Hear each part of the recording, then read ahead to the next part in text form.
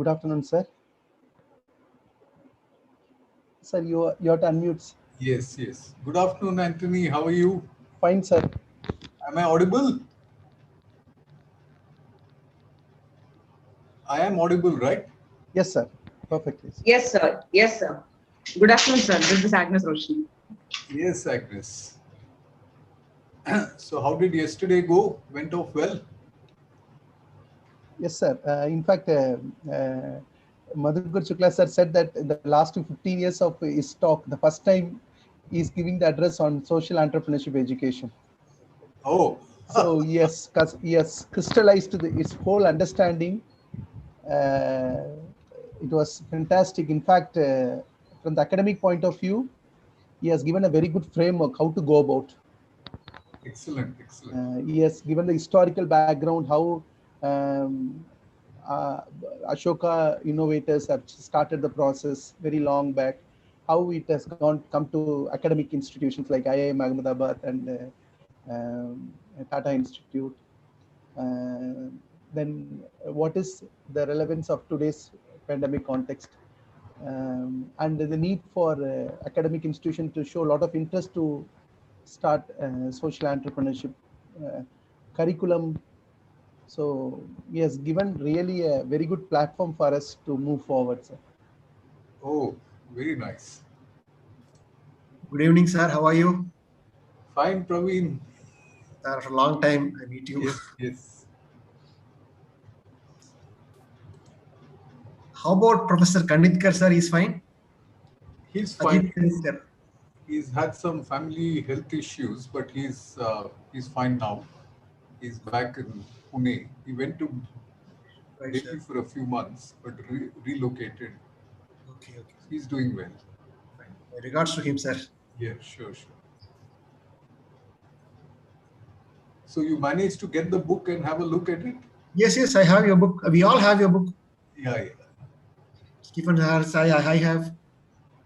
We also recommended the book for our library. Very good, very good. 1 minute, sir. Sir, you suggested that based on the methodology you have suggested in your book, to apply the same methodology to do it in South India context. Sure. We have mapped recently. We have, with the help of Ramasubramanian sir, recently we have floated a social entrepreneurship, a coalition of social enterprise institutions in Tamil Nadu, where to connect all the social organizations, field grassroots NGOs who are into social entrepreneurship, and the incubators and academic institutions. So we all have come together, and Atal Innovation Centers also, some of the Atal Innovation Center also are part of the initiative. So it is more of an practice and theory how we can go together. Excellent.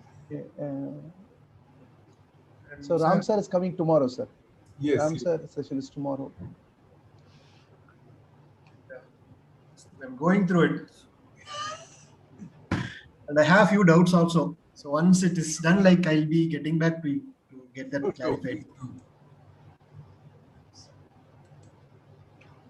So we are currently working on the second volume.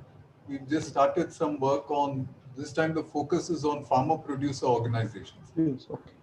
So we've started work, but due to COVID, I think some of the field work was not possible.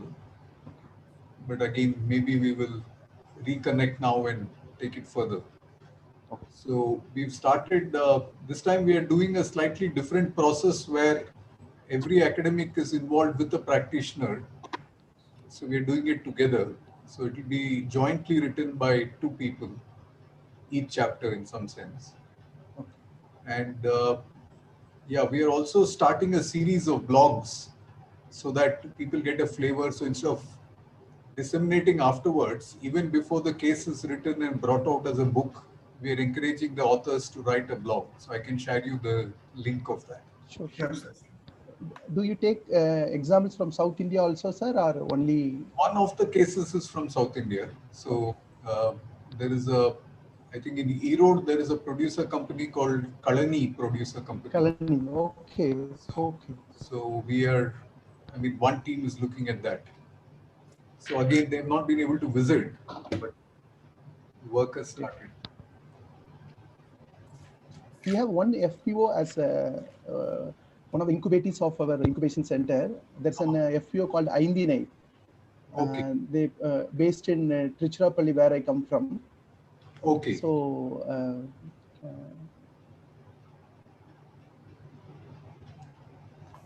yeah, almost there are a lot of organizations are promoting FPO in Tamil Nadu.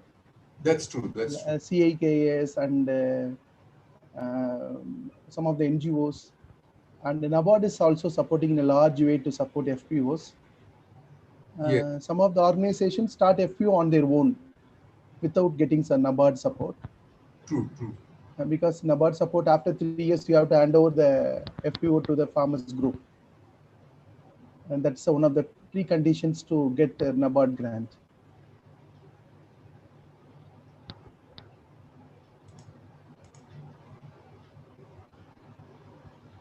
Roshni, I think that it's already time. Shall Yes, we? sir. So we have a couple of minutes and then we'll start.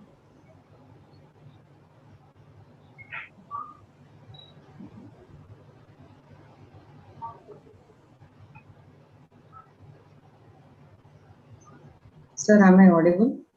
Yes.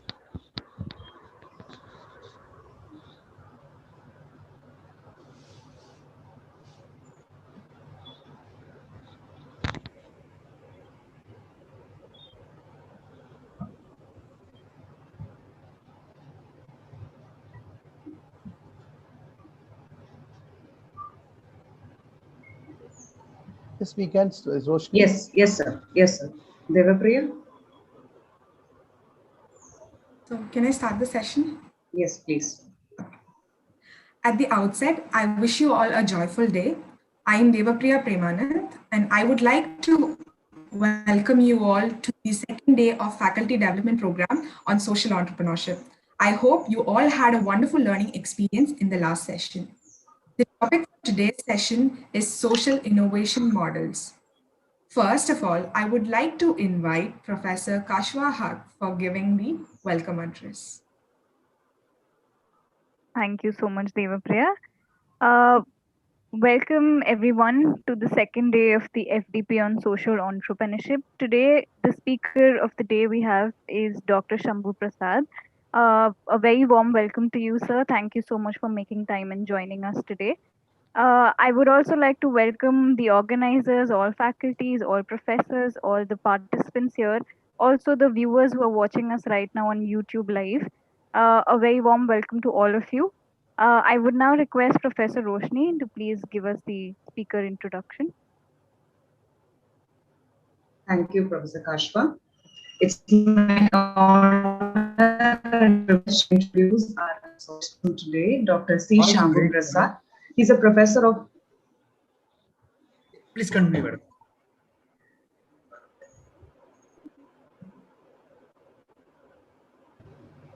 It's my honor and privilege to introduce Dr. C. Shambhu Prasad, our resource person for today's session. He is a professor of general management at the Institute of Rural Management, IRMA, Anand. At IRMA, he coordinates the Center of Social Entrepreneurship and Enterprises and the he has been involved in promoting social entrepreneurship and instrumental in setting up IRMA's incubator for social enterprises and entrepreneurs for development. His expertise is in science and innovation policy, and his education has been multidisciplinary with a basic training in mechanical engineering, a master's in industrial management with specialization in science policy, and a doctorate in science, technology, and society studies from IIT Delhi. Dr. Shambhu Prasad was awarded the Wilgrow CSIE Award for academic contribution to the field of social entrepreneurship in April 2013 and was the Fulbright Nehru Senior Research Fellow attached to Cornell University pursuing a long-term study on the system of rice intensification. His research interests are in understanding innovation at the margin, managing sustainable transitions, and the sociology and politics of knowledge. His work seeks to create innovation spaces and learning alliances to foster knowledge dialogue between practitioners, academics, and policymakers. This has included coordinating research to work on rural livelihood and an ongoing decade-long engagement with understanding social innovations that enable sustainable transitions through the example of SRI, System of Rice Intensification.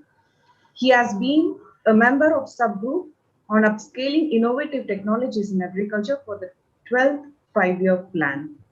He has taught courses on social entrepreneurship, managing collectives ecosystem, and sustainability management, public policies and public system management, innovation management, and rural livelihood. We welcome you, sir, on behalf of the Department of Social Entrepreneurship at MSSW Chennai. Thank you very much, Roshni, and welcome to all the participants today. It's a Sunday afternoon. You've all taken time to, participate in this event. So what I'd like to do is, this is a topic where one has researched but not taught. So social innovation is a subject, and I'm glad you had this as part of this module. Uh, this is a subject of a lot of interest in India, but the academic work on social innovation is actually quite low in comparison to what's happening elsewhere. So I had a tough time actually trying to put some ideas together. So what I'll try and do today is to, uh, make it slightly more interactive. I'm going to start with sharing a film with you. Uh, and my request to you is, as you watch the film is not set in the Indian context, but I would like you all to relate to any initiative of this kind, not necessarily in the same sector. And if it triggers a thought of a similar kind, you could try and make a note. And we will have some discussion soon after uh, we watch this film. I think it's about 10 to 12 minutes long. And maybe I shall start by sharing my screen. Or you'll have to, you have to enable me to share the screen. Otherwise, I can't make my presentation either. Someone will have to make me a co-host. Yeah, it will be done, sir. Yes, sir.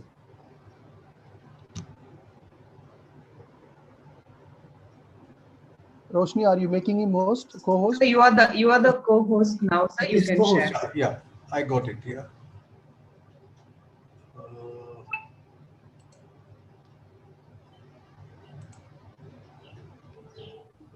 Okay. Which?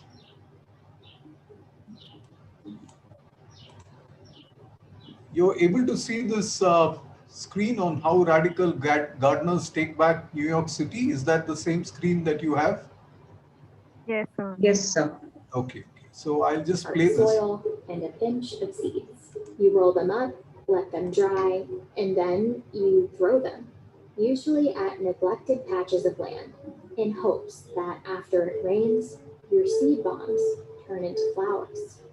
But seed bombs like these aren't actually new. In fact, they're part of a long history of people transforming their communities through radical acts of gardening.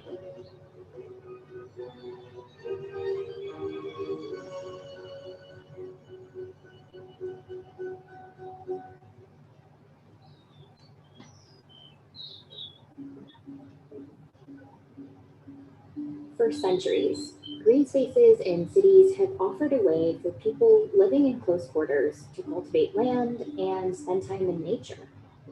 For New York City in the 1960s and 70s, it was no different. The city back then looked a lot different than it does today. New York City had so many vacant lots. I mean, block after block after block. That's Karen Washington, who's been an urban gardener and farmer in New York since the 1980s. Abandoned buildings, burnt out buildings, tossed to the side because the city at that time was going through a huge fiscal crisis. A sharp economic decline, coupled with white flight when people left the city for the suburbs, meant there was mass disinvestment.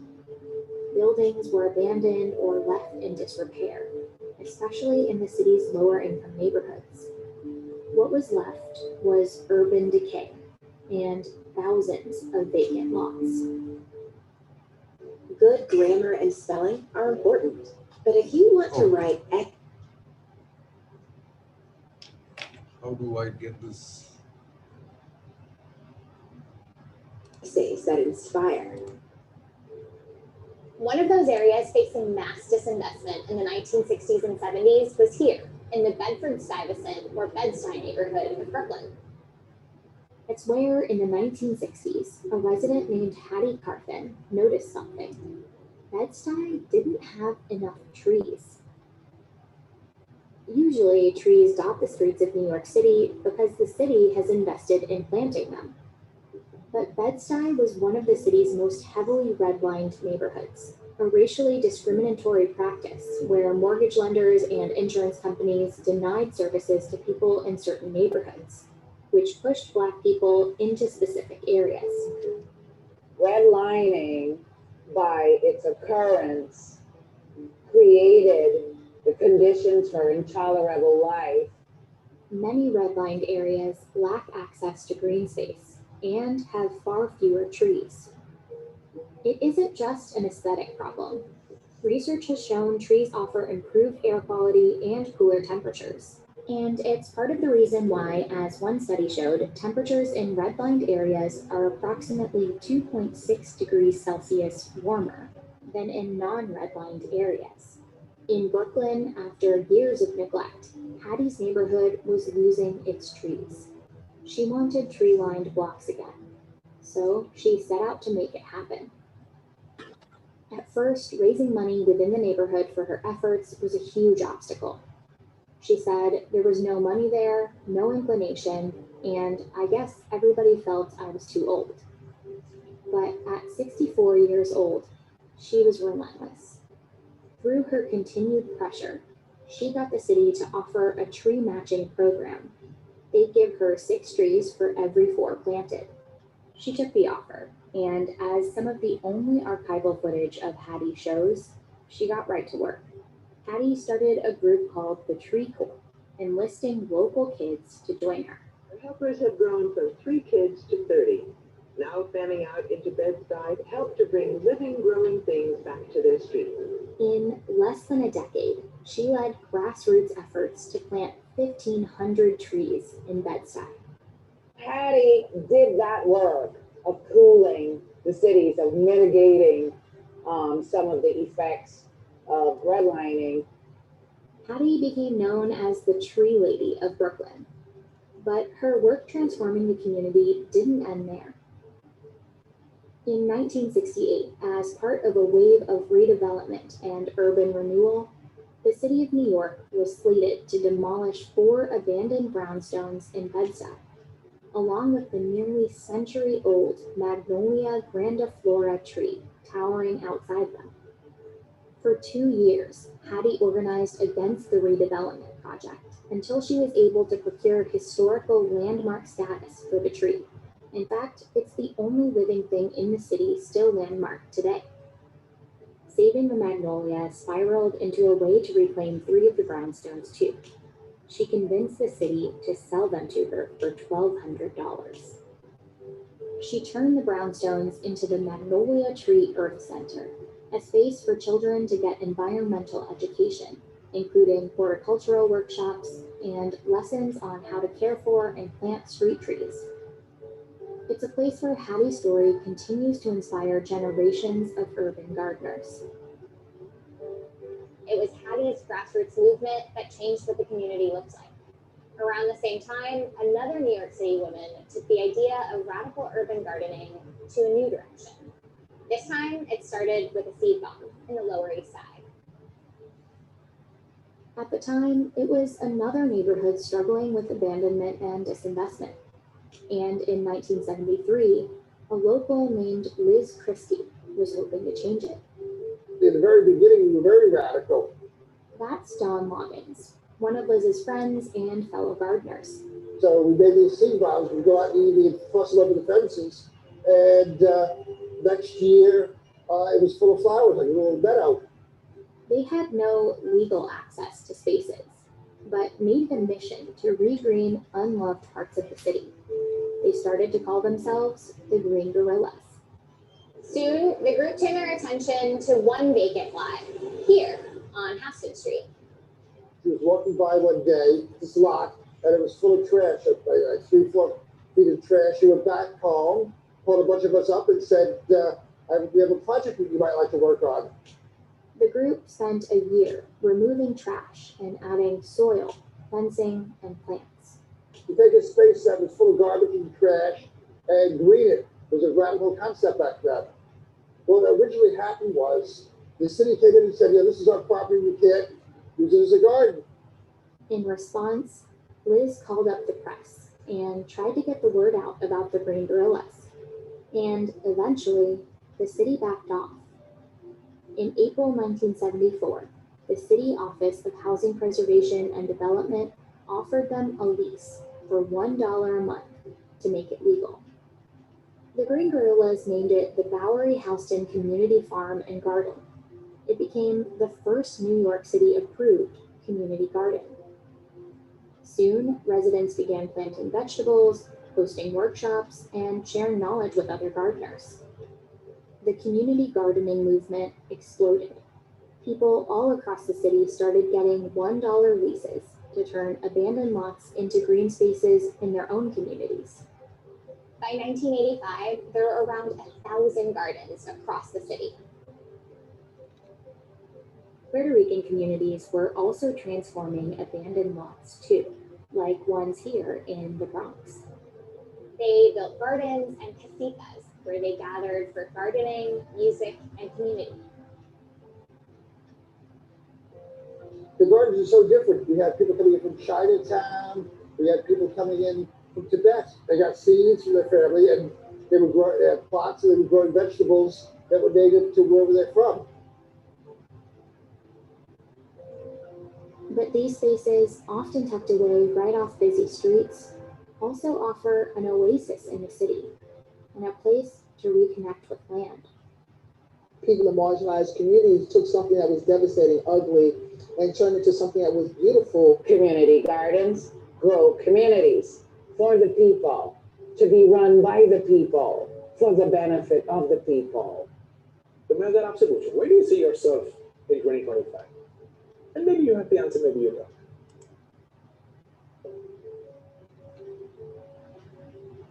After the explosion of community gardening in New York City, there have been continuous threats to the spaces.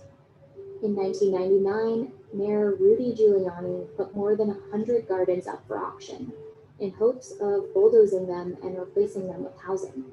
But gardeners fought back and were able to preserve many of them. Today, we're left with over 500 community gardens across New York City, and together they make up over 100 acres of public open space.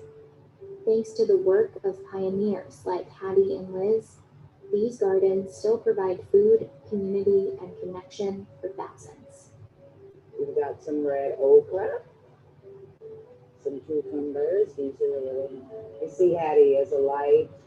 Everything that I created is in the name of Hattie Carson. Yannette Fleming runs the Hattie Carson Community Garden and Hattie Carson Urban Farm and Farmers Market. She uses the 3 acres of land to focus on food access and a place for youth to become invested in this work. As soon as I wake up, it feels like Hattie's waiting for her work to continue, so that her work will be told as a story of women who nurture communities, of women who go beyond themselves to set the template for life to happen. Hattie and Liz both passed away in 1984 and 1985, respectively. But their work, what started with small but radical acts, can still be seen everywhere. It's in the little patches of green that dot the entire city. The trees that still stand, the gardens that now bear their names, and the people who continue their work. There is that ongoing fear of erasure. We might leave, but without our stories being captured and told. But we know that just like trees, these works are deep and are lasting. I don't know what the city is going to look like in 5 years, but I hope that there are still strong allies and still strong radical people to be around to preserve these spaces, which are magical.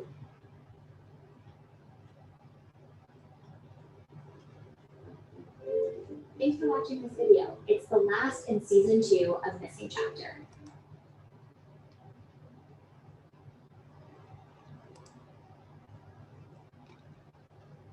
Okay, was the audio in the video, were you able to follow the video? Yes. But Yes. the audio is a little bit low, sir, but we are able to follow it up because the words are written on the Okay, bottom. maybe I should have increased the volume or something, but yeah, so I could also share the link in case some of you want to watch it a bit later. You can watch it more leisurely as well. So yeah, this is the YouTube link of this particular video. So so I just want to ask ask a few questions. Um, very simple questions. Any of you can respond in the chat or just raise your hand and, unmute yourself and speak. We are not too many people, so we could easily, it might be better to speak. So what do you think is the innovation here? What is the innovation? Using abandoned land to grow trees, plant trees. You need to be a bit louder. Using abandoned lands. Using Otherwise, abandoned land yeah. is one of the innovations. Okay.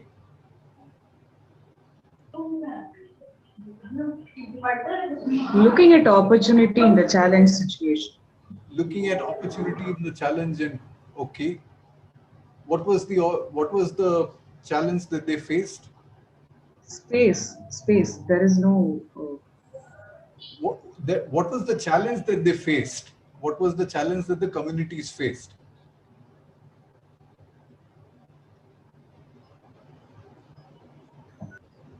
Legal permission. Challenge. Permission. So they had an idea and converted it into a plan of action, as Dr. Mohana says. Yep. Any other thoughts on innovation?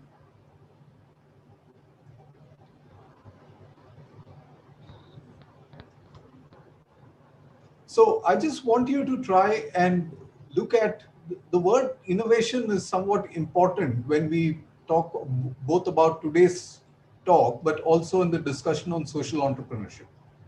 And very often when we talk of innovation, and very often social entrepreneurship is taught in technical colleges and so on, we think of innovation as a product, as maybe a new kind of pen, a different kind of cell phone, and so on and so forth. But they are often referred to as technological innovations. So that's the most common usage of the word innovation. But if you try and understand the roots of innovation, it is about doing something new. So there is a certain kind of novelty associated with innovation, and it is an improvement over the earlier situation that one was finding ourselves in. So what you find in this particular case is that there is an innovation here, and this innovation is not that any of them, whether it was Liz or Hattie, they did not design a new way of growing a plant. That is not their innovation. There is no special way of growing a plant or a tree that makes it survive in New York better. That was not what we heard in this story at all. It was about trying to use gardening as a way to rebuild spaces in the city. Spaces that were getting underutilized, spaces that were likely to get demolished, spaces that common spaces that can go under disrepair very, very easily. And this happens not just in New York, it can happen in Chennai, it can happen in Anand, in many of these places. The municipality may take it in, sometimes they may not. So very often we are talking about a space which is often not taken up by the market. So there is no money to be made in setting up a community garden. So there are not going to be investments pouring in that sense. There is also a case where the state does not normally invest in it. So in this case, you found that there was a flight of the white people who went to the suburbs. It was only the African Americans and so on, the black people who were staying in these parts of the city, and it was getting neglected over a period of time. So here's a case where there is no state and the market, and communities come to try and solve a problem by themselves. They start with one person or two persons, they invite more people, and in the process of doing so, they also have to take action to protect their spaces, maybe fight a legal battle if required. The word that you saw that was used to describe the film, it was said it's a radical gardeners. So they are not radical, not in the sense of, urban Naxals going around beating people or I don't know, whatever they're doing, or Twitter kind of action today. They also talked about, green guerrillas.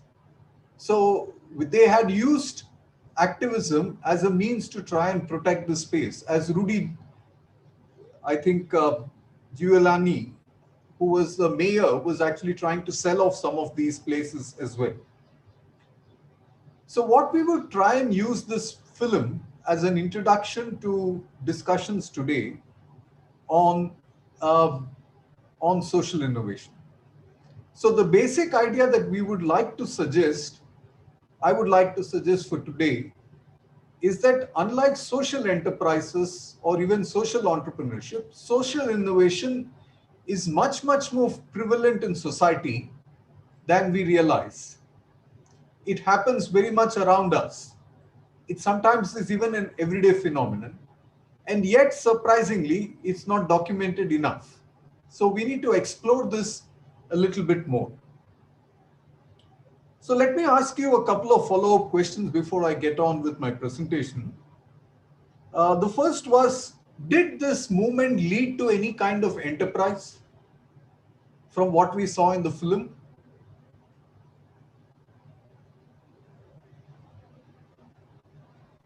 Yes, I think. Yeah, you think it possibly led to an enterprise?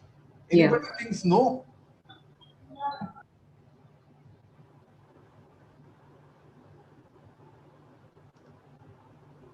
Okay, so sometimes social innovation can lead to an enterprise. So possibly here, they started selling some of the vegetables and so on. We don't know the transactions. It could have become a community-supported agriculture initiative. So it could have led to an enterprise. But there are many innovations, social innovations, that provide social value, that solve some problems in society that need not have a nature of an enterprise. So that's just a thought I'd like to leave with you. We'll come back to this a bit later.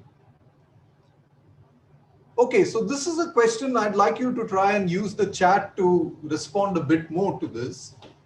So can you think of similar initiatives in your own neighborhood, which need not necessarily be in the agriculture or community gardening space, where you found similar kinds of initiatives where someone identified a problem and decided to do something about it, and through their persistence over a period of time, it led to something. So can you type or speak up on any such initiative? We'd just like some examples. Sir, in urban areas, this Miyawaki forest, urban forest is being created. I understand that one organization called Tuakam, they are promoting this Miyawaki urban forest in in urban area wherever the space is very limited. Okay. Involving the local community. So Praveen has mentioned waste into manure for selling. Any other examples? So similar to seed bomb, like before MSSW, I was working with an organization. It was a social enterprise, and in our school, we ran a school. We ran a school, and in our school in campus we have 3,000 plus trees, and most of the rain tree seeds and the copper pot seeds. The children used to take, and most of the places are near to the river, so they live closer to river or to the pond. So during rainy season, they just like we make seed bombs and they throw. It is the habit; it's part of their routine. Okay, so this is not unique to New York, and Chennai also does something similar. Yeah, so Exnora has done similar projects, says Dr. Mona. Any other thoughts? Any examples outside of this sector of tree growing, urban gardening?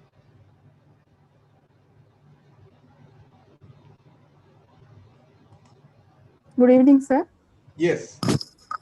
I am Gayatri from Tamil Nadu Social Service Society. It is a state level forum facilitating farmer producer organizations and women federations at state level.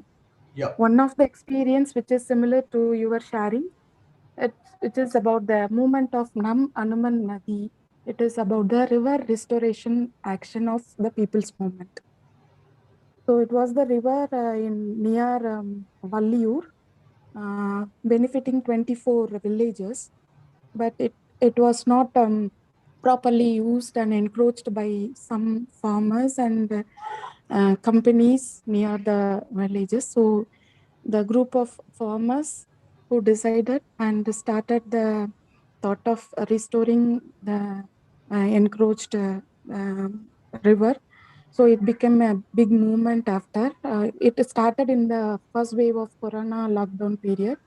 But after a process of engaging several stakeholders like IIT Palayamkottai and all the district administration, and they did a big survey using GIS thing. It is a very big process of initiation of small farmers there. Struggled a lot to convince the same farmers who encroached the land. At last, in the second wave, post second wave, they restored at least 34 kilometers of the river, and now it is in use. Oh, that's Thank a very fascinating story, Gayatri. I hope you end up documenting it and you can share this with many people. Yeah. Complete documentation is there with the video clippings also. I'll share it surely. Thank you, sir. So we have a few other examples here. So there is a mention of a rural BPO, plastic alternative products, mobile learning apps for children. Not so much even mobile learning app. In fact, in Twitter, I saw a situation where one of the enterprises that we featured in our earlier book on farming futures, Mr. Srikumar Mishra, he runs a company called Milk Mantra. So he ran a campaign where he said, I'm willing to, because of the pandemic, there are so many people who are, who are unable to pursue their education because of digital connectivity issues, especially more so in Odisha. So he and many others ran a campaign in Bhubaneswar where they started getting people to donate, you know, simple smartphones so that others could start using it. And I think, or even computers so that others could start using. So given a situation, given a crisis, you may have many such cases where people decide to do something to solve a problem, because sometimes the market is not going to address it. The state might not have the capacity or the innovative spirit to make this happen. So there are many examples suggested here, so I will not go into all of it. But what I'll do now is to get started on my presentation. And yeah,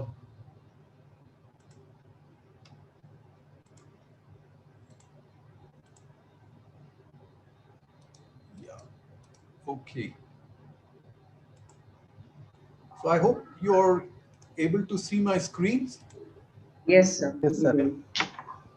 Okay, so along with the introduction that Roshni had given, I just wanted to say that some of the work that I'm doing, I'm not directly associated with IRMA's incubator anymore for more than a year now. I've been busy with a particular project on small farm incomes, and I will speak possibly a little bit about that later. You can also visit this website link to know more about this. So what I'm going to do today is I will start by exploring this idea of social innovation a bit more through some recent work that we had done. Um, and, you know, then we'll try and situate this concept of social innovation. We will also explore some definitions of social innovation, and we will end with some discussions by Vijay Mahajan, who's written a very interesting piece in seminar in 2009 on scaling up social innovations. So it's kind of going to be a bit here and there in some sense, up and down, so to speak. So a few weeks back, we brought out a paper called Managing Sustainable Transitions, Institutional Innovations from India. This was along with a colleague, Deborah Datta, who did a PhD on urban farming education in Mumbai.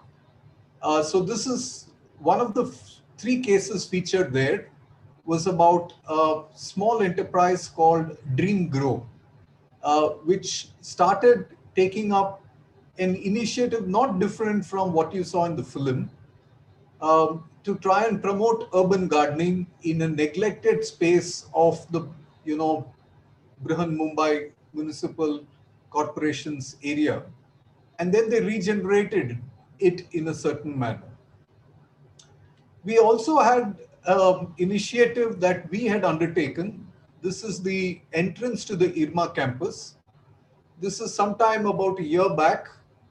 The story is that we had some association with the farmer producer organization. Uh, it's a state level coordination, state level federation. And they had advertised in a different, WhatsApp group saying that they have mangoes and they had a retail space in Ahmedabad. And because of the fact that in Ahmedabad, the number of cases were very high, while the mangoes were ready in Saurashtra for delivery, normally they had a place to try and sell these mangoes. These were carbide-free mangoes. They were not able to sell it at that time. The rates also fell down considerably because of the fact of a lockdown. And you might recall last year, there was a great sense of fear. People couldn't walk around, and, fruit sellers were blamed for spreading the disease and so on.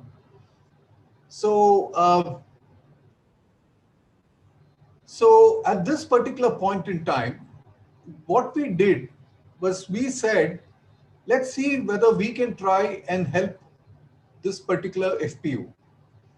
So we got in touch with Kuldeep, who's the CEO of this place, and said, suppose you were to bring this truck of mangoes to Irma or Anand, what would be the minimum lot size that you need to have?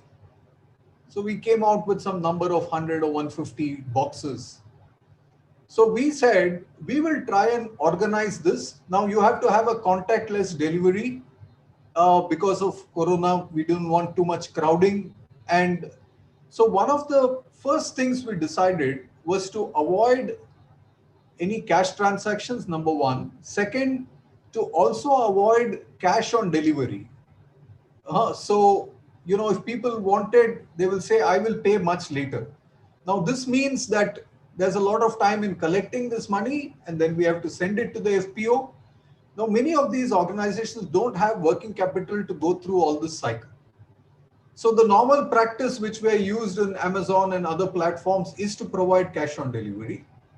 For a new product, we want to test it out. And here we said, let's try and first make a pre-order. So we talked to the community people at IRMA and the neighboring societies of NDDB, Amul, etc., and said that we will only take pre-orders. So this is the rate, this is the product. If you take this product, you can be assured of a carbide-free mango. You try it out. If it doesn't work, then you don't need to reorder.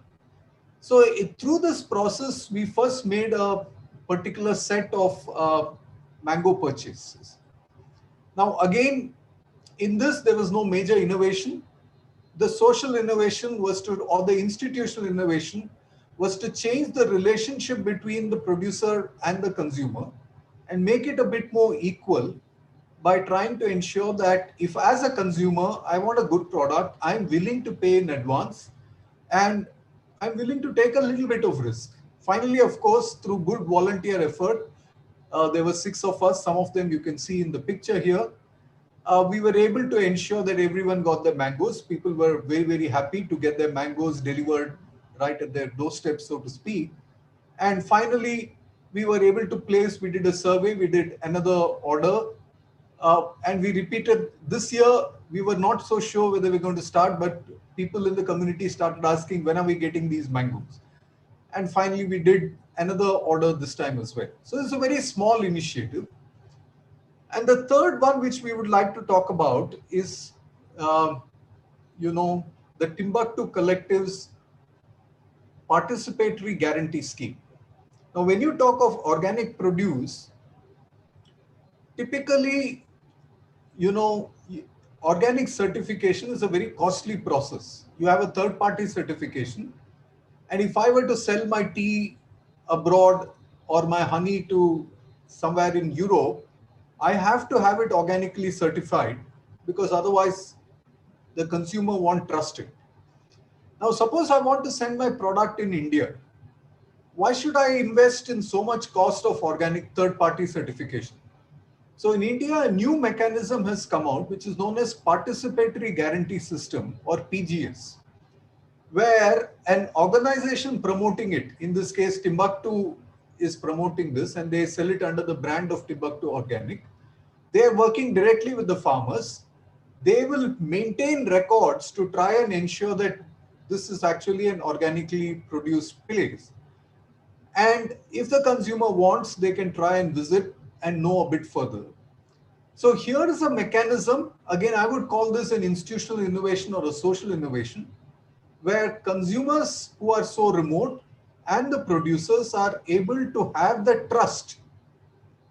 So somebody is working, the intermediary in this case, whether it is an FPO or a set of volunteers or, the Timbuktu Collective are working together to establish trust that makes it easy for, consumers and farmers to work together. So the paper essentially, and you can find this online, otherwise we could share a copy with you.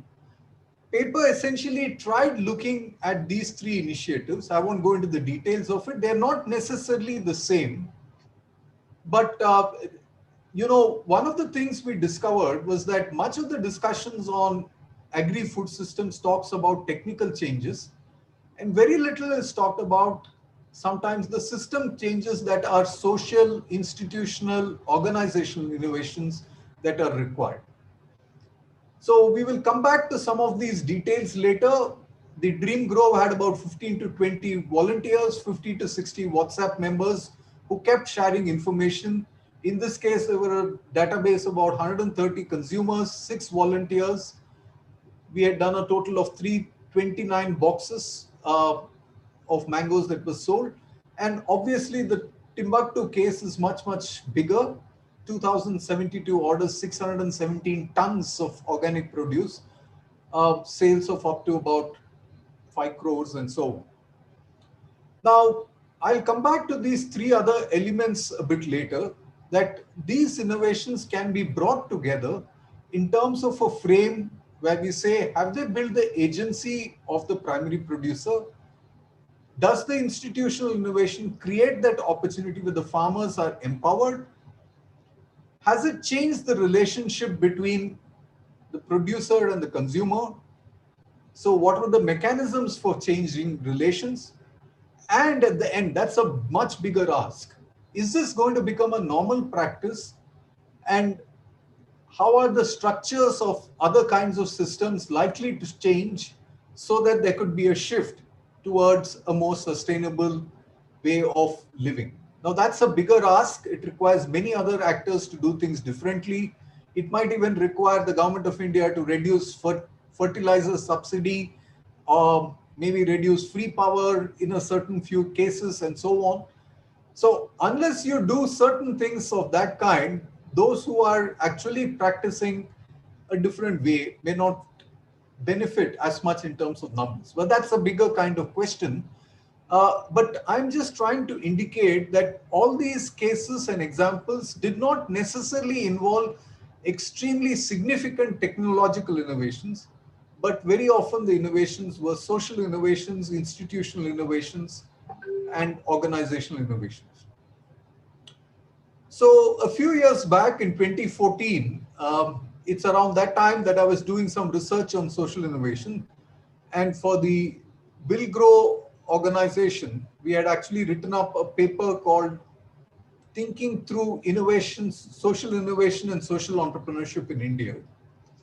And around the same time, we also started getting familiar with a journal. And I think it would be a good idea for all of you to have a look at this journal. It's called the Stanford Social Innovation Review, or SSIR. It came in 2003. It, in a sense, is like the Harvard Business Review for non-profit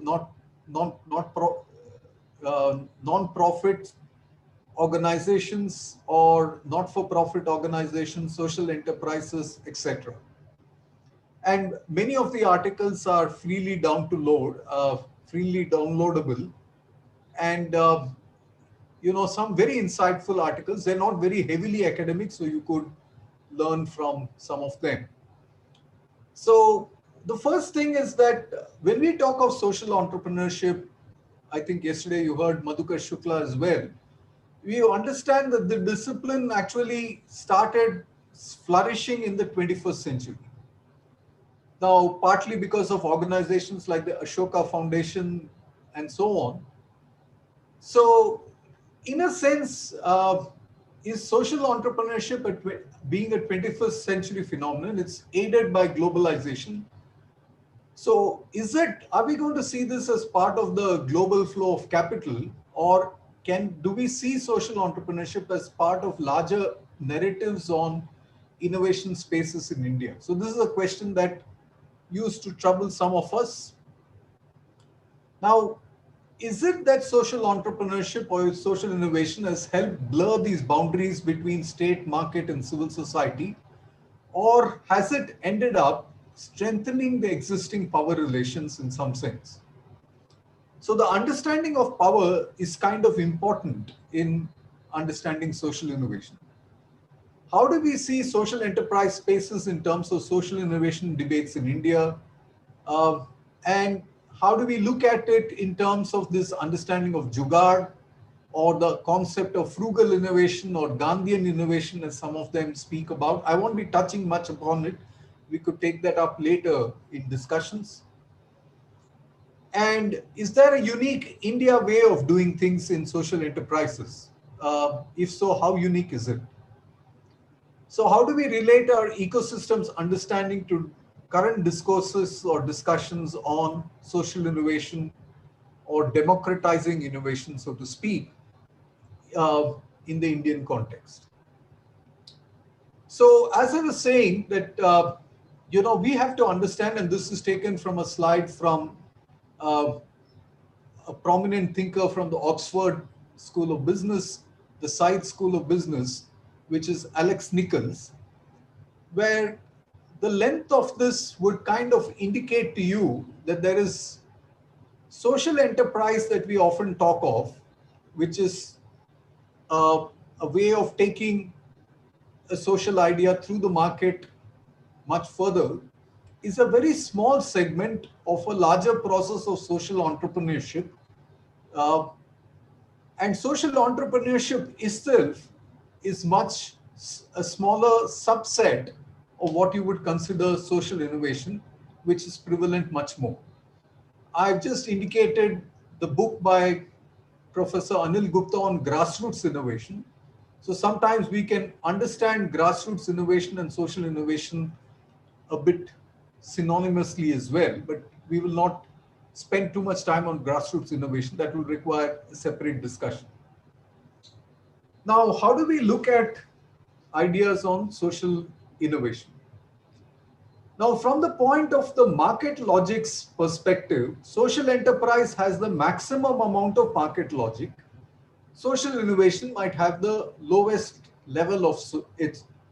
But in terms of trying to reconfigure society, in terms of what we might consider social radicalism, social innovation has much more emphasis on changes in social relations. The outcome is to, in some sense, question power as well. It is not necessarily the case in the case of social enterprise, and so on. So just to get this clear, that if you're using the market logic, social enterprise will be spoken of much more. And that's why we ask this question, that is that idea that was it leading to a social enterprise? Some of you said yes, it could, but maybe that's not their main objective as well. Okay. So what we'll try and look at is some definitions. So I'm going to start off with the definition by Jeff Mulgan, who wrote about this in probably 2006, 2007. So he says social innovation is an innovative activity that are motivated by the goal of meeting social need. And this meeting of social need is also diffused through organizations whose primary purposes are social. So the social is very strongly written here. Now, examples are of different kinds. So even something like cognitive behavioral therapy, which you will not consider as a social innovation, it started off by Aaron Beck in the 1960s. And from the margins, it moved to the mainstreams by the 1970s. All of us start using it. Neighborhood nurseries, neighborhood wardens, Wikipedia started off as a social innovation. The open source movement, holistic healthcare, microcredit and consumer cooperatives, the fair trade movement, zero carbon housing developments, community wind farms, and many other such examples abound. So the interesting thing about social innovation is that the way you want to solve a problem is often by involving people. So it's in a sense much more bottom up. The identification of the problem is also often done by the people, because there is a fundamental belief that people can solve their own problems in social innovation. So you try and look towards opportunities that exist amongst the community to bring about change. Now, for this, empathy is the starting point, and therefore they often suggest that ethnography, something that social work students are well familiar with, is much more an important tool than statistical analysis. Of course, the fact that you're personally motivated will play a role. But empathy with identifying a problem which others have ignored. And when you're looking at social innovation, you don't necessarily look at the whole community. Within that community, there is someone who's willing to do something different. And this is what we often refer to as the positive deviance. So they often can give you insights into what might be possible, often at much lower cost than top-down solutions. And the important part of this is that a social innovator is often not stuck to a particular discipline. In fact, many ideas and solutions lie across boundaries between sectors like the state, civil society, and the market, or disciplines, physics, chemistry, or material science, mechanical engineering, and so on. So the ability of people to straddle boundaries becomes quite important. Sometimes the technical word used is intermediaries or boundary spanners. Okay, so a few more definitions just to understand that at one level, the UK has a very strong movement of it, and it was started by the Young Foundation. So, new ideas that address unmet social needs. So, there are many social needs that are not met. Let's say the problem of an abandoned dog in a community. Migrants whose food requirement is not taken into account due to lockdown. These are unmet needs, and migrants who do not have a ration card, how do they get food on a regular basis? Communities have organized themselves to try and make this happen.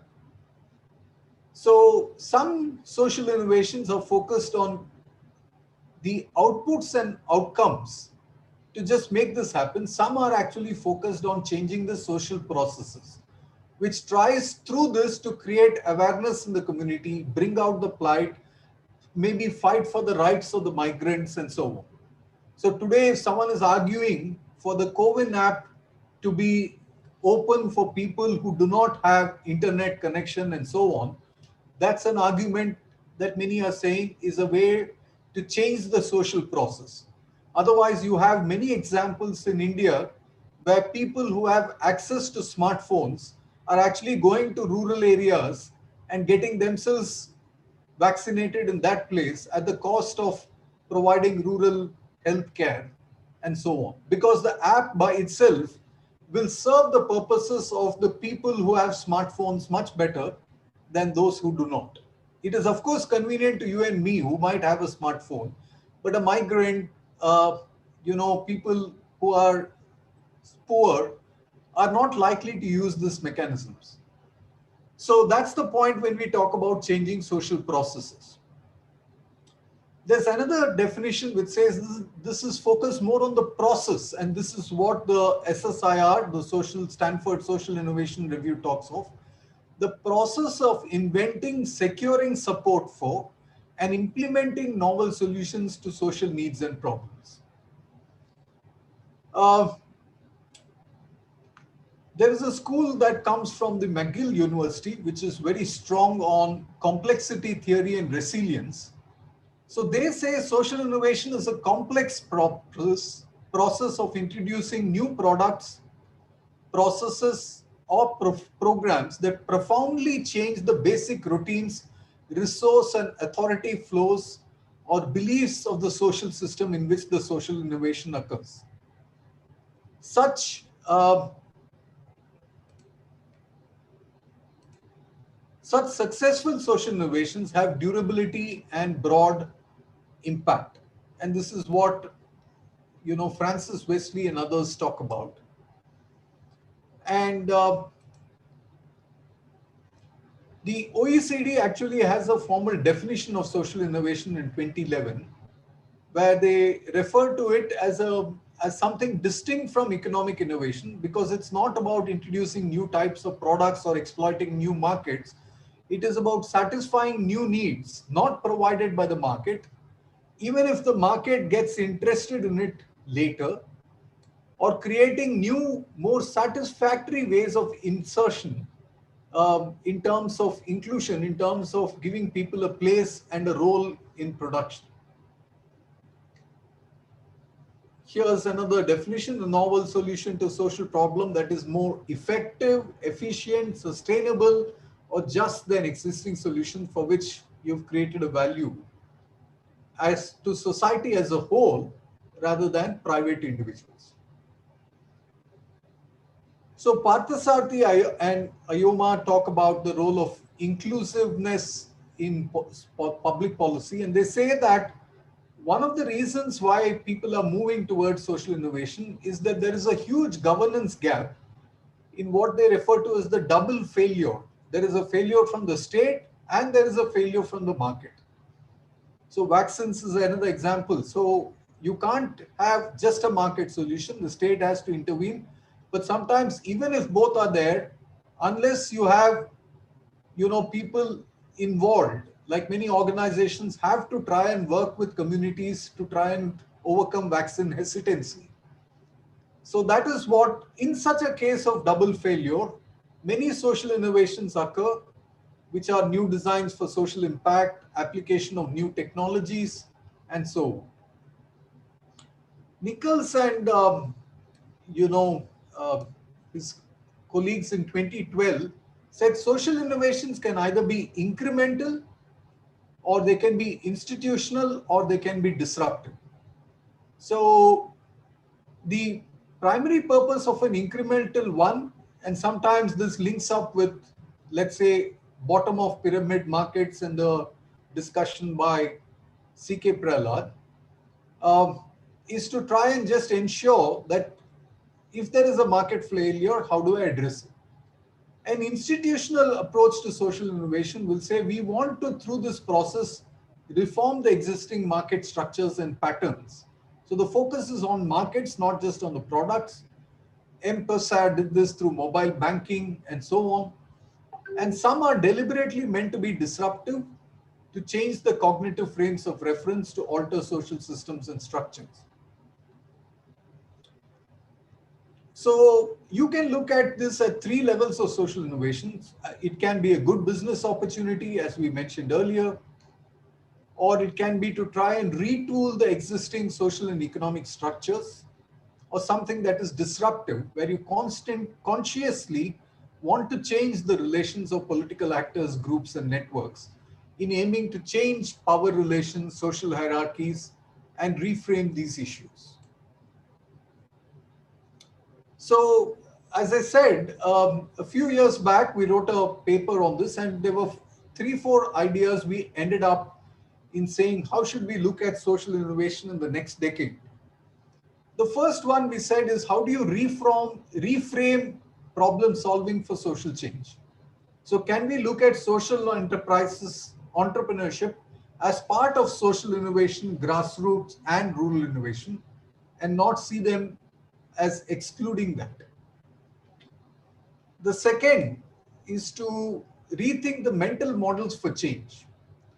So some of it might be a greater use of resilience theory for looking at problems systemically, not just systematically. Now, the distinction is quite important in entrepreneurship as well. Can you think of the whole right from the start and try and see how the system can be reformed through the innovation that you're bringing about? And you focus more on the adaptive capacities of the poor. And this very famous statement of Anil Gupta, do not treat the poor as a sink of your produce, but they are a source of, they are knowledge rich. They may be resource poor, but they are knowledge rich. How can we tap into their ideas to create solutions? The third is to move away from the metros and so on and shift the center of gravity. I'll give you an example of the research that one was doing on the system of rice intensification. When we initially looked at it, SRI was a phenomenon largely in southern India.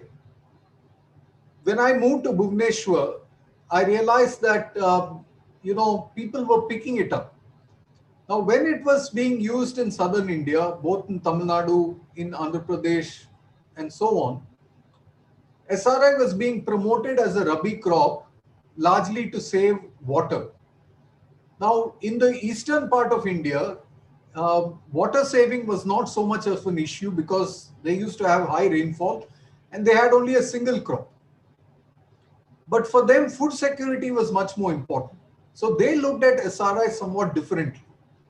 So the point is, sometimes when you move from one location to another and you understand the perspectives of those places, the nature of the problem also changes.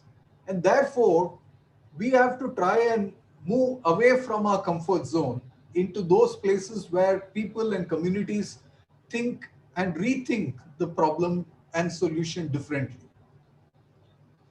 So we need to rework our practices and mechanisms to emphasize experimentation and learning. Even people are talking nowadays about the right to experiment.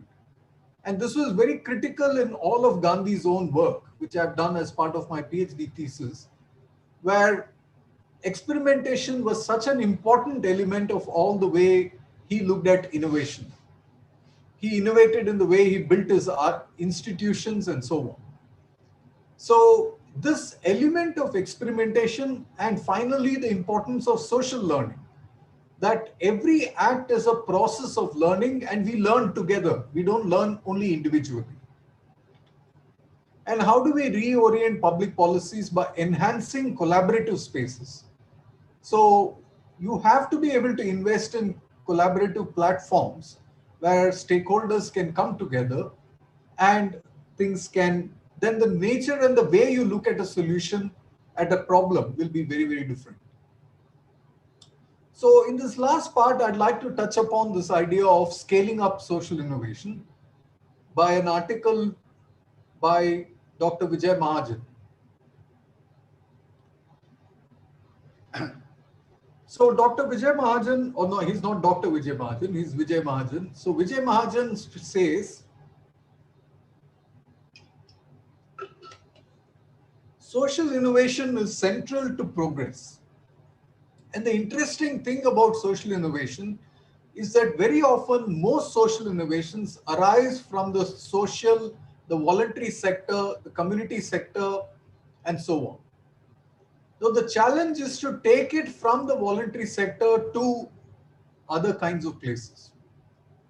So we have to take it from the voluntary sector and see how it goes further into the state and market institutions. So he gives an example of livelihoods, talking about Gandhi, one of India's great social innovators. So he had started the Khadi movement. And from the Khadi movement, once after his Harijan tour in 1933, he realized that Khadi alone wasn't enough. Khadi had to be aligned to the village industries in the area. So that is when Joseph Cornelius Kumarappa, the economist, helped him set up the All India Village Industries Association in 1934. Later, of course, it became KVIC. They say a mission became a commission. But the more interesting part is in the 1950s, there was this massive movement by Vinoba Bhave called the Bhudan movement. And this is a case of 4.2 million acres that were pledged by resource-rich farmers. When Vinoba Bhave walked around 25,000 kilometers across the length and breadth of India. Now, the fact of the matter is that the land that was given away as the Bhudan land was invariably rain-fed land, barren, etc. If people had to use it, it required a certain amount of investment. And sometimes the Gandhians weren't able to make that connection to make this much, much more productive. One such example where this was taken up in a big way was by the organization ASIFA based in Tamil Nadu, led by Loganathan. So he had created a situation where the Bhudan lands slowly started flowering, ownership was transferred to Dalit communities, credit was raised so that the farmers could start producing better, and then this spread to a large numbers of people. Similarly, if you look at an experiment by the Textile Labor Association, and Ilaben Bhatt was involved in that, and slowly this evolved into the Self-Employed Women's Association, or popularly known as SEVA today. Now, a key element of it was to take an idea, have a banking system for these unorganized workers who could negotiate, work together, provide services, and SEVA is now spread across states and is of a reasonable size. So there is a second generation Gandhian leaders of these organizations, through those who started off in the voluntary sector, were able to significantly build bridges with the state and market institutions. So you can look at the story of Manibai Meth Desai, who started the Bharatiya Agro Industries Foundation, or BIF, much focused on the livelihood space or livestock sector. So Vijay Mahajan suggests that you can look at social innovation as a virus, a good virus though, and while it is incubated in voluntary institutions, its replication can happen through two mechanisms. It can get replicated through market institutions, or, and a good example of that might be Fab India, which took up the work of small weavers and so on, and now is set up as a Section 8 company and is able to attract venture capital support as well to pursue its goals. Or similarly, Rang Sutra, which is set up as a producer company to take a similar kind of activity. Or it can be promoted through state institutions, and some of which you use government programs for scaling. The main idea is that, in a sense, the voluntary organizations are the petri dish to support the scaling of innovations. So you can have a social innovation virus which, through the state, where the government takes up an idea which was originated in the civil society space. And the government programs and machinery are used to replicate them.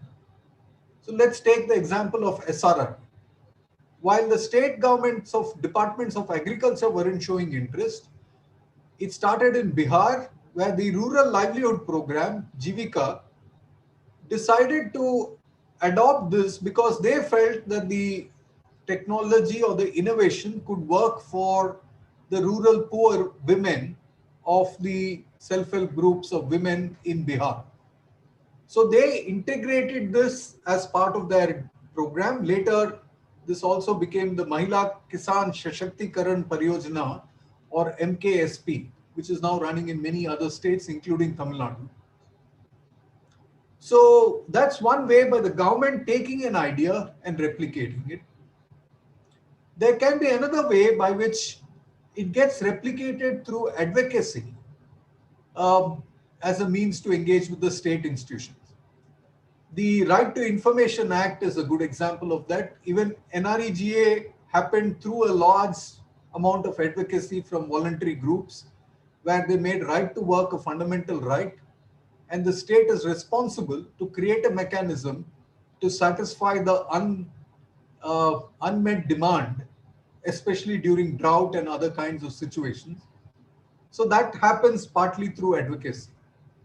So through this process, there is an attempt to modify the behavior of the institutions so that they become more participatory, they become more equitable and inclusive, and they're more conscious of the sustainability, both financial and environmental. And some of this is happening in some of these institutions. There could also be another way in which social innovation spreads and takes to scale. It's one of those examples. There might be many examples from South India as well. Vijay Mahajan quotes the example of an interesting initiative where Myrada had started a program which was an original idea of SHG bank linkage. So once the SHG is formed, and NABARD had supported this, as soon as the SHG is formed, the mainstream bank institutions provide credit to these SHGs. And this SHG bank linkage was a major social innovation without which, this microfinance movement would not have been possible. So there is another example where a very conscientious or a retired bureaucrat takes up an initiative, one of which has happened in Gujarat, where Anil Shah, who was the Secretary of Rural Development, started the Development Support Center.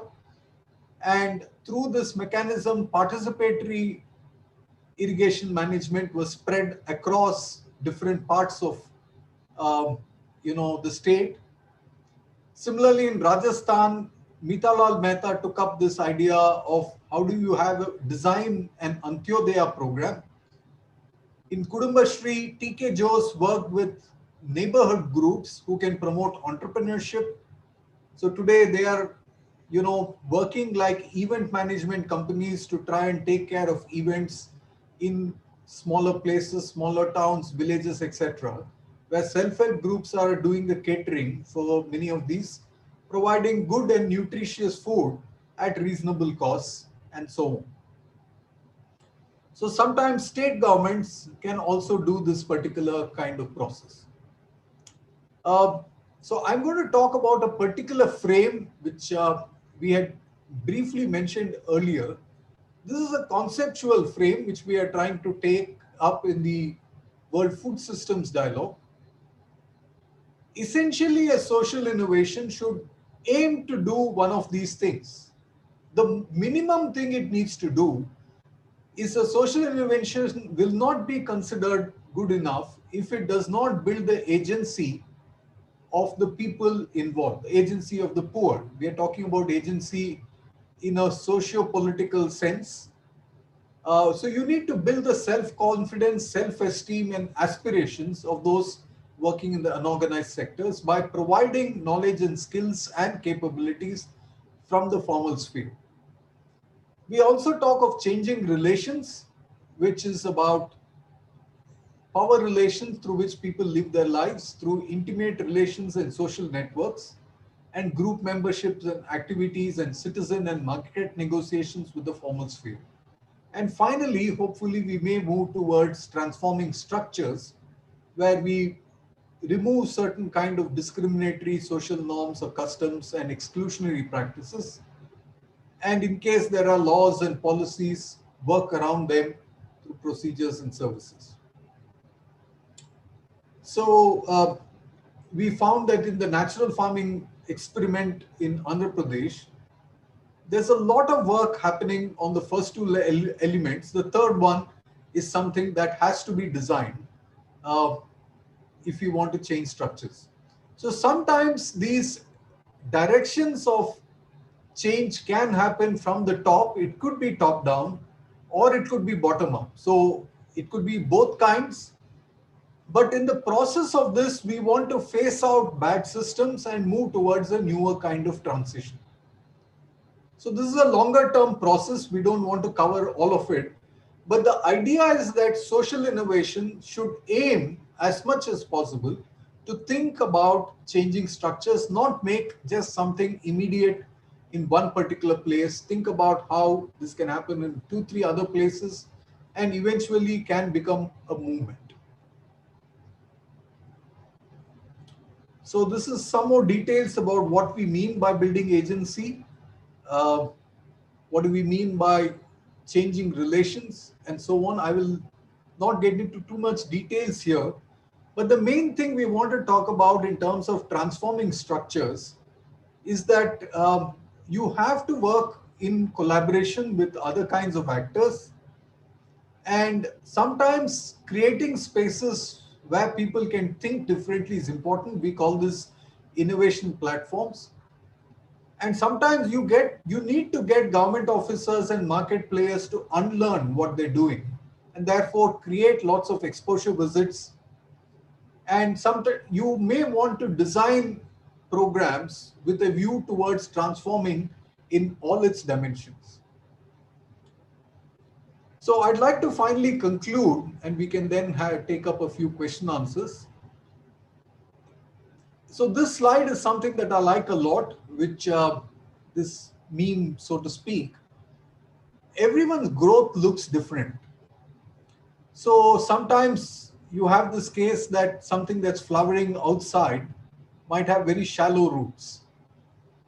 On the other hand, there is another plant which has very deep roots. May take longer time. It might be a tree that needs to be invested. The logic of growth for a plant and a tree can be very different. So everyone's growth looks very different, and we need to plan things also accordingly. So I'd like to conclude by saying it is time to have more discussions on social innovation in the Indian context. I very briefly touched upon some of the literature that exists. And the more I look into that literature, it's a bit of a surprise that despite a lot of exciting work on social innovation in India, much of it doesn't get reflected in the literature. So we'll need to broaden this movement through research and action. And many academic institutions, those of you who are part of this faculty development program, might want to try this out in your own places. And there are so many examples. I'm just giving you one such example, which I was involved in or knew of. I wouldn't say I was involved in. A very creative way started by what was referred to as the Bakul Foundation. And this was to create, they started with a pledge campaign, which said that I will pledge to donate 1,000 rupees of books. I don't want money. So they actually collected books from 1,000 volunteers across the world and then created a physical space where these books could be kept. And then it was a public library, which was designed very well. And there are some nice pictures you can see from if you visit the Facebook page of Bakul. And they made it open for children of different kinds of backgrounds. A typical school which did not have access to books, those children could spend a library period here. And that is how they started. So the main point here is they didn't start with collecting money. And the idea was to use the library movement to promote volunteerism, which they felt was going away. There could be similar such movements of creating libraries or others, and many such examples that exist that is worthy of documentation. From many of these case studies, using grounded theory, we could look at patterns and relations between social innovation, the state, and the market. And through this, how do we present alternative views of growth, scale, empowerment, and social change? So do join this movement. It's at a very early stage. I'm very happy to, get more feedback on the presentation today, but also in terms of any nice and interesting ideas that you might have to take this much further. So thank you very much. That's all I have to share from my side. I'm happy to take a few questions or clarifications that you may have.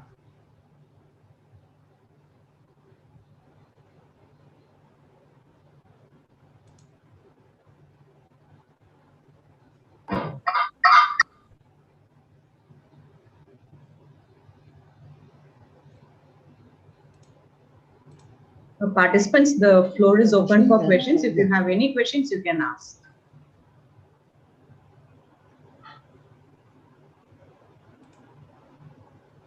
So first of all, I start because in your presentation, you started like this, social innovation is around us.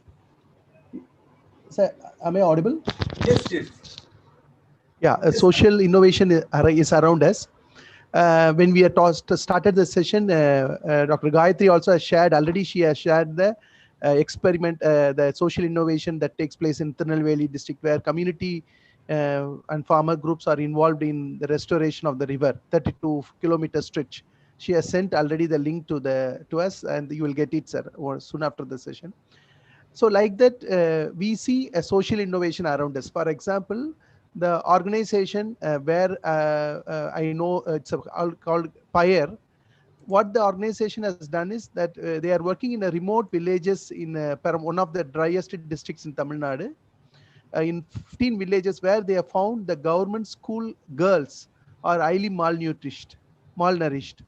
So what the organization has done is 5 years they took they started the work by measuring their HP level as well as the body mass index, and systematically they provided the nutritional support to the girls, so that when they crossed the 10th standard, they started the girls in the 6th standard. After completing their 10th standard, their nutrition level, then HP, that all have increased. can we say that that organization has identified a particular problem in that particular area and come out with an alternative solution, a different solution? Of course, people know that nutritional food only will add a good new strength to the adolescent girls, but they come out with a product that is prepared by the community members, the self-help group members, the nutritional mix that is properly given to the adolescent girls with the active collaboration of the school. It's a government schools. After seeing that initiative, that local district administration, they have come forward and request the organization to take this process to the next level. Can we say that this kind of an respond to a problem in a different way by an organization, can we call it as a social innovation? Yes, yes, why not? I think there is a social problem here of nutrition. And if, the cost of providing midday meals is actually increasing. In fact, today, if farmers are protesting in Delhi, the government will say that only 6% of this is actually coming there. Now, why is Punjab, which is not eating its rice, it keeps sending the rice across? Now, for the government of India, it's a huge cost transporting this rice from, let's say, Punjab to Kerala or some other state. Is it possible for people in, let's say, in Odisha or Tamil Nadu, where they work out a system where their local production is actually part of this process by which they can be part of this solution also? So let's say instead of procuring from elsewhere, I procure from these places. The local farmer produces, I mean, this is happening in Odisha, for instance. Now, the Odisha Millet Mission is procuring ragi from the farmers. You have a decentralized production distribution system. So these can become part of the midday meal scheme, the social welfare hostels, etc., so that producers and consumers can get linked in some sense at a lower kind of cost. And that is the broader objective, so that the nutrition levels are maintained. And this is also done scientifically, so that there are obviously no mishaps in the process, and you can see an improvement in nutrition and health indicators over a period of time. So everywhere there is a situation where some solutions reach a certain kind of unstable equilibrium. It requires us to do, it is an equilibrium, but the cost of it is getting very high. So for example, people are now saying that there is a lot of deficiency, nutritional deficiency. So now they're biofortifying rice. It's very strange. First of all, you take out all the husk and all the nutrition, and then in the factory you add the nutrition again. Now, if you work with different indigenous varieties, the nutrition would be much better. So because we've gone to this rice being something that has to be super white, otherwise we will not eat it. So the nutrition is removed much, much more. And then we are now working to a situation where there is no nutrition, therefore we will add nutrition through a factory system and then distribute it. So I think we have to find other solutions to these problems too.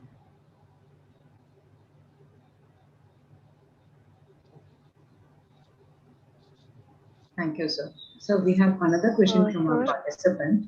Yeah, go ahead. Professor Amrita, she's asking, may I know the government organizations funding for social innovations? So there is no direct, because some of these terms, social innovation is very nebulous. It's not part of government vocabulary. So it's not part of any direct kind of scheme, etc. But very often the National Innovation Foundation, for instance, supports documentation of grassroots innovation. Of course, they look at technical innovations particularly. But I think the point is that current government schemes do not provide enough scope for experimentation. Even the incubators, etc., are not doing enough in terms of providing space for these kinds of social innovations, documenting it, making small experiments. It doesn't have to be very expensive. So sometimes small pilots can actually make a lot of difference. Unfortunately, we do not have enough examples of that. maybe the tinkering labs. The concept of the tinkering lab is good, but it doesn't have to be only scientific innovation. You can have a tinkering lab for doing a bit of social work as well. So that's a possibility that we need to explore. There is no direct sources of funding for social innovations, but I think some philanthropic organizations will soon understand this position over a period of time. The best way is to start with small pilots. So when you're designing a project, can you actually try and do this experiment rather than investing huge costs upfront? Thank you, sir. Kashpa, you can ask more. Yes. Hello, sir. This is Kashfa. Sir, I just want to know an opinion with regard to this. Do you feel that science and technology based social innovation increases or multiplies the impact of philanthropy also? Like it adds more value? So does science and technology add value to philanthropy? I would Like, say does it multiply the impact of philanthropy or the problem you're trying to address? yes and no. So let's take this case of the agri-tech platforms. So now there's a lot of investment saying farmers are doing badly. Technological solutions can solve this problem. So there are certain things. So for that, they say whatever data is there, let's digitize it. Farmers have a lot of information. That information is something which till now has not been put together in one place. If it is put together in one place, then banks will come forward to lend or not lend, as the case might be. Um, Pesticide companies can sell their produce more faster, or input companies can do this, and so on. Now, the problem with this approach is the farmer going to benefit? We are not so sure about the metrics there.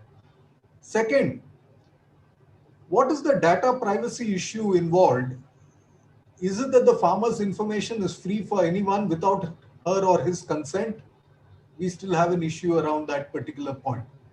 So sometimes not all solutions can, maybe technology can help us reach out.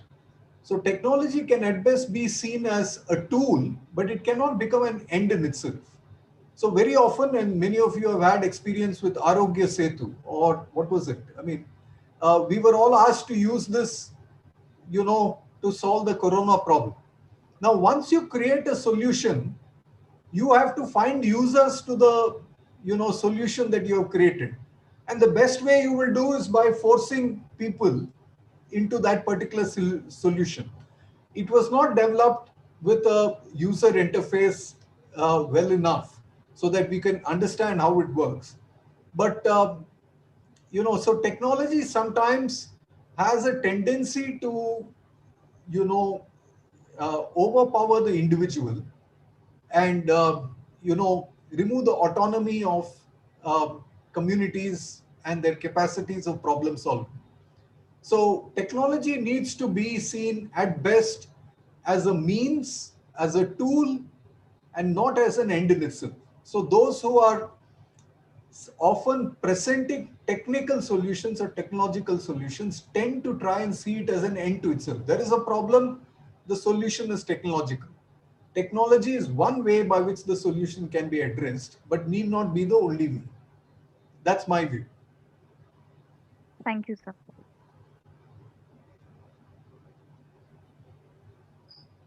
Sir, I have a question. Yes. So this is regarding the organic products which we have in the market and linkage with the farmers. If we really take the marginal farmers, I don't think they eat the organic rice, like the affordability of organic products for with the marginal farmers. And people who are living in urban place, obviously the urban poor people cannot afford the organic products available in the market. How can we bridge this gap, sir? I think that's going to take a lot of time.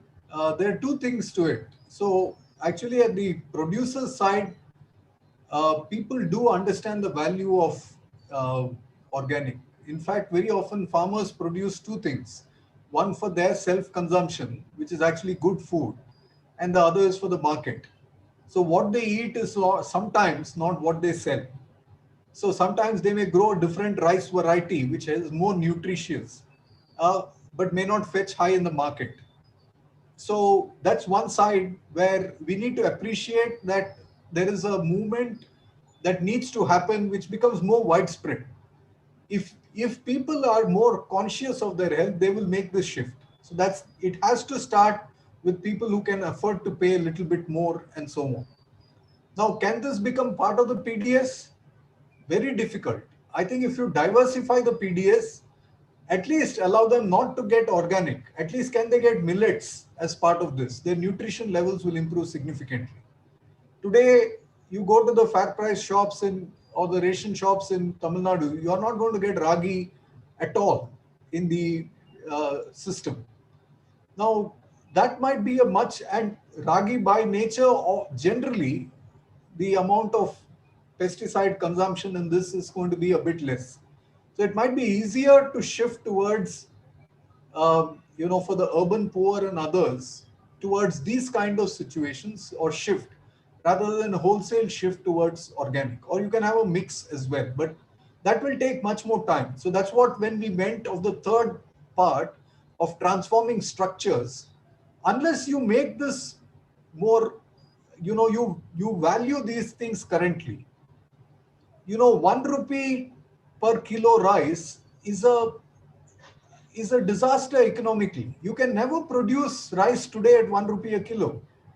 But we have made it necessary. The subsidy involved in producing that 1 rupee a kilo, and we can't increase it to 2 because there'll be a lot of 2 or 5 or 10. That's not the true value of what one is getting.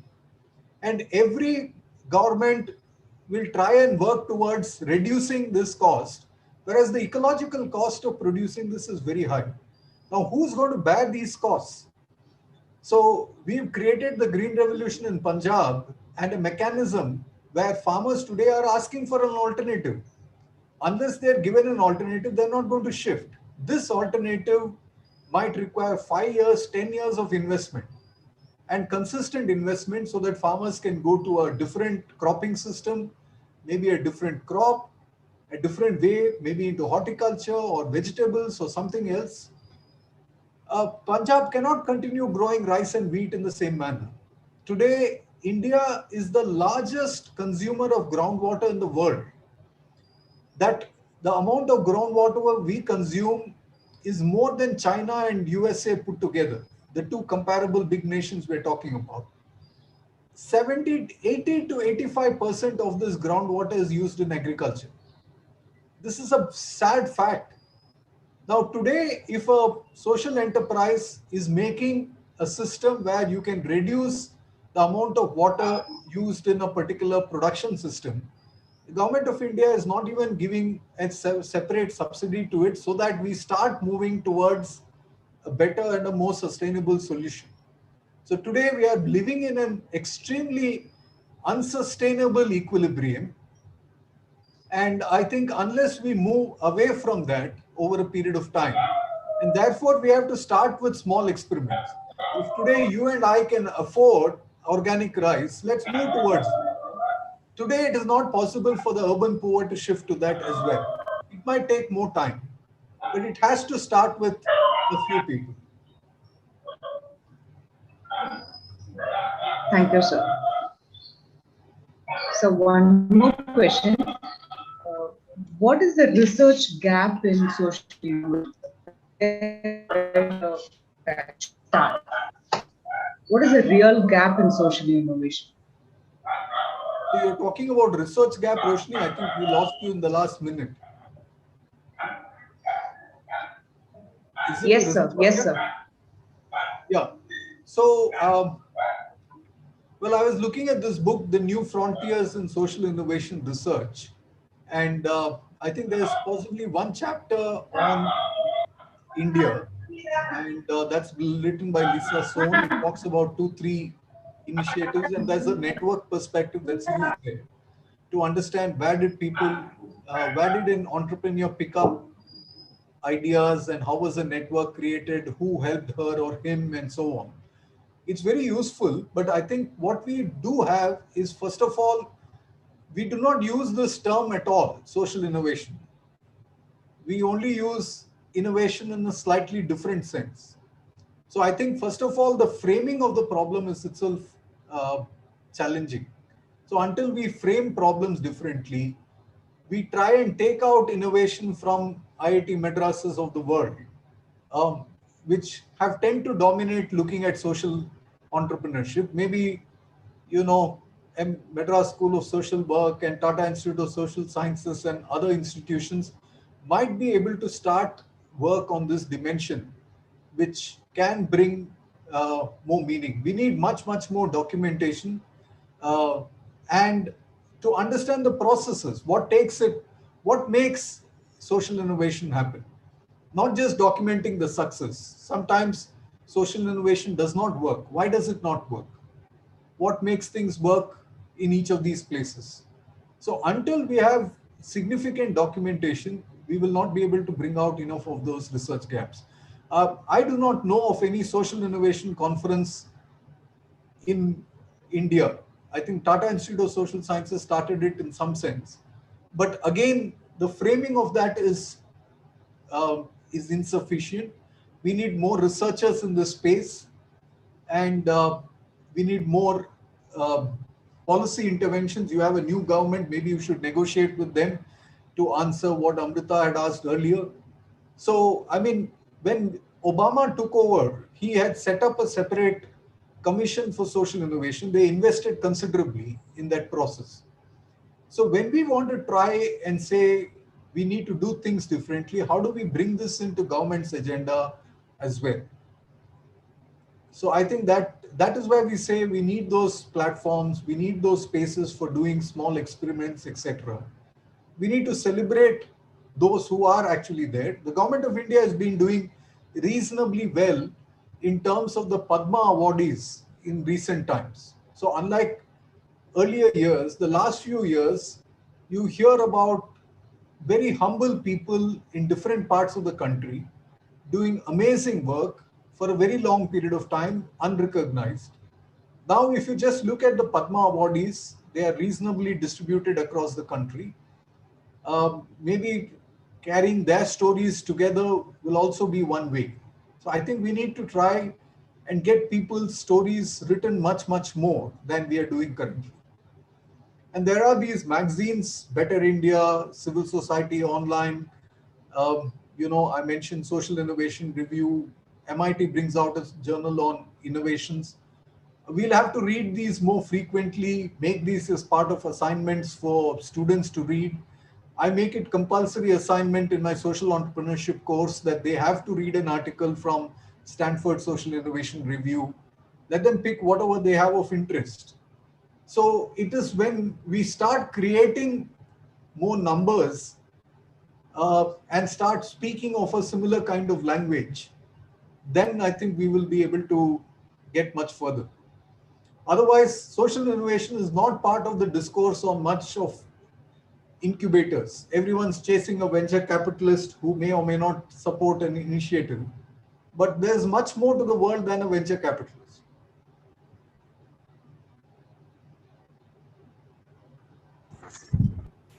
Sir, good evening. This is RC. Yes. Sir, when we talk about social innovation, for a moment we forget about social innovation. We focus on social issues, which are all experienced by normal communities in different parts of the India, like rural or urban poverty, anywhere, any spaces. So, for instance, our students, as a department, we are working towards solving the problem, whereas problems are existing somewhere else in the society in different aspects. We train our students to think in terms of solving the problem, exposing them, giving exposure to different problems. But unless whomever we are working with, like agriculture or slum development or women empowerment, whatever it may be, unless the communities are coming forward and involved in the process, we are talking about community empowerment, community driven.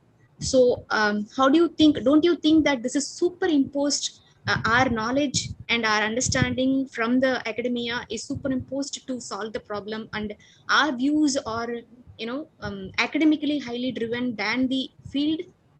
I'm just asking curiously. Yeah, so Arasi, this dilemma is not easily resolved.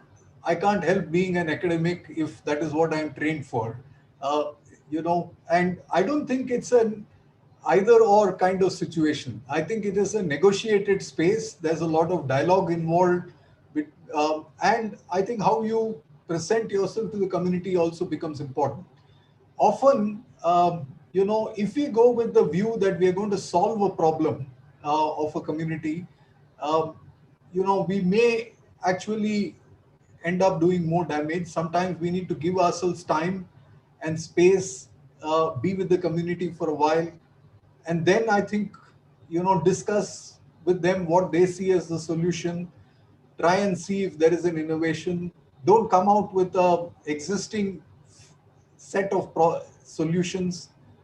And I think we may be able to get much further. So as I said, you take the story of Anil Gupta's very inspiring story of the Shodh Yatra. What do? They go from one place to another in a village. It's organized locally, and I think he's done this every year. And they travel around and they find something which somebody has done very well. They conduct a biodiversity competition in the villages and schools there. And they find that the seventh standard boy or girl knows a lot of information, but will soon lose all the knowledge that he or she has got once they get into the formal education system. Now, how do we try and identify these people who are repositories of knowledge in society? And I think that's the kind of thing we say, this is what the freedom movement was very good at. Any social movement is able to create that kind of energy. And I think we need to look at different ways by which this is possible.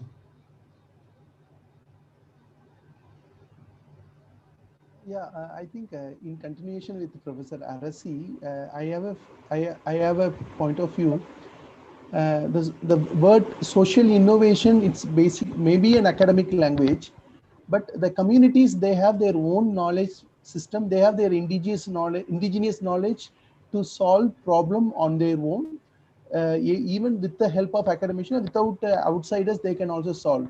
I think it is up to us academicians, we should capture the social innovation knowledge and understanding of the community that is already prevalent with the community. That we have to identify those aspects and how we learn from them, and it will be a collaborative effort. As we believe in community empowerment and community participation, where community is basically insiders who have experienced the problem. People like us, we may not have experienced their problem, but we are very much concerned and empathetic about their problem. The only thing is that how we can negotiate, and as well as to create a platform where community people and ourselves, we can understand collectively the problem and come out with a solution where the community perspective matters a lot. In that way, social innovation has to be explored and captured. This is what I feel, sir. Yes, yes. So good evening. This is Jeba. I'm working with the marginalized people for social innovation and social entrepreneurship, and I'm making it affordable for the marginalized community. See, I'm working on nano entrepreneurship, nano social entrepreneurship, where the investments are very less and the returns are very quick for the families to survive. So I'm doing this in Alavatam, Chennai. Here, one thing I find is that innovation, when we talk about innovation, social innovation, uh, the proper identification of the problem is very, very essential here. What are the problems that we are going to solve? For example, economically poor, marginalized communities striving for livelihood, their main problem is to make a living out of whatever they're doing, a small business or whatever they're doing. So this identification of the problem is very, very essential to come out with a solution which is very innovative. So now the problem is people are not able to understand what is the exact problem, the grassroots level. What is that real problem that we can be addressed? So if you get down to that specific problem, then so innovation is automatically to come. And the poor people are very, very efficient to find out a solution for that particular problem, because they have, with minimal resources, they use it for maximizing their benefits. And these communities are very excellent in doing that.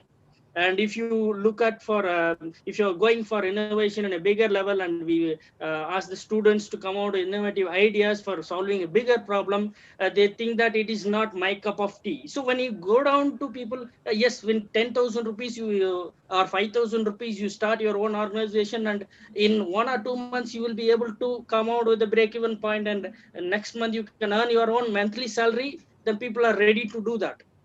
We don't have people to bridge that academical understanding of this social innovation to the grassroots level where they can be practiced or implemented. I think there is a huge gap here. So I am trying to bridge that gap by helping this marginalized community to come out with the innovative ideas to solve the problem, which are very, very social oriented, not as a profit oriented. And by that they are able to generate money or generate resources for their own livelihood.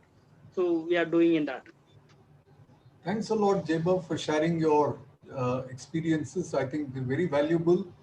The focus on nano entrepreneurship is something underestimated. We have to be looking not just as big startups and so on. The problems, challenges faced by small entrepreneurs is quite high. And I think many solutions might emerge. Today's newspaper, I was reading about a story of there is this particular village called Jamtara in Jharkhand. It is known for cyber crime. So if people are asking you OTP, etc., sometimes they come from this village. Now they have youngsters there have mastered the ability of conning people across the country. So today, actually, the other thing that is happening is where, doctors are, I mean, the police people and others, they started with very small efforts there. The first thing they realized is that the public spaces are highly badly utilized. So they started with the school, the panchayat building. So once you start creating common spaces, and then they started providing a little bit of training and education. So he's teaching physics, he's teaching economics as well, police officer. Then slowly the community starts responding very differently. So I think a major social innovation is actually to recapture public spaces. Like there's another story of, a barber saying if he set up a library. Now, if you read a book, he will probably reduce the cost of your, so that's the social innovation. So he is using the power of the community to try and bring about a different kind of message. Now I think in the public space, common spaces that we have, if we recreate certain common spaces where people are able to meet, sometimes it is done through football, a game of volleyball, caroms, all these kinds of things. They are means by which some of these conversations get enhanced. I think there's a lot of scope in that. And one more thing that I would like to emphasize here, that I have started a small social enterprise called Why Think Learning Annex. So the main core idea of this thing, any innovation, anything that comes down to the practice level is by thinking. And now today's the problem is that, so since we are more relying on technology, we are not able to go back to our real senses and the real power of human beings and to the creative thinking. So it's all bombarded with the technological social media and other things. Most of the time we spend, and now we are getting the problems of addiction to social media. Okay, and people are spending a lot of time in that, which drains their energy and which doesn't allow them to come out with the original idea. So for that, we have to go back to reading skills, and that also I'm promoting. And I have a target of 1,000 books for this year. So I have a personal library. And I promote people to have their own small library, even if they are having 5 books or 10 books, whatever their interested area. And this kind of things will give them an idea of coming out with new ideas. This is small action where really gives you a big result. So a day of maybe in maybe I might have a big dream of leaving 2 lakhs books for my children. So this is something mind blowing, but I am achieving that, and I know, and I am working on that. See, personally, this working on innovation actually empowers us and also gives a meaning and a purpose in life. So I'm working on that, and also youngsters. Why I think learning annex learning should be a lifelong process. So that's a learning annex I am kept. So we should not stop on learning on this. So I was also thinking I am going to do a research on social entrepreneurship. I am of social work background, HR background. I was in the industry for 7 years, and the last 3 years I am working on small entrepreneurs and social innovation. So I want to get into the grassroots level where I can implement those strategies in the field level. So thank you, sir. Thanks a Sir, lot. Java is one of our incubatees of our social entrepreneurship incubation center, sir. Very good to hear that. Look forward to more insights on your work in future. Thank you. Sir, I have a question. Like we discussed about the importance of social innovation, and we have gone through a lot of examples as well. Is there any method or methods through which we do social innovation based on the context? So to say, is there any theory building exercise done in social innovation? So that it will be easy for us to go through the methods based on the context. One of the easiest methods to follow is the case study method. So if we start with the case study method, and of course, the interesting thing will be to focus on what is innovative in each of this. So sometimes they're very small elements, but can we actually capture some of these elements? So for example, in the story we were talking about, a WhatsApp group was also an innovation. Where do people exchange ideas? Sometimes they don't, self-help group meeting might be there. In some cases it's not there. So where do people source ideas? Where do they, try and improve upon ideas? How do they disseminate ideas? How do they implement? How do they experiment? The nature of the questions can be having a larger innovation kind of frame, and the rest is a typical case study which should be good enough to try and capture this. Right, sir. Thanks, sir.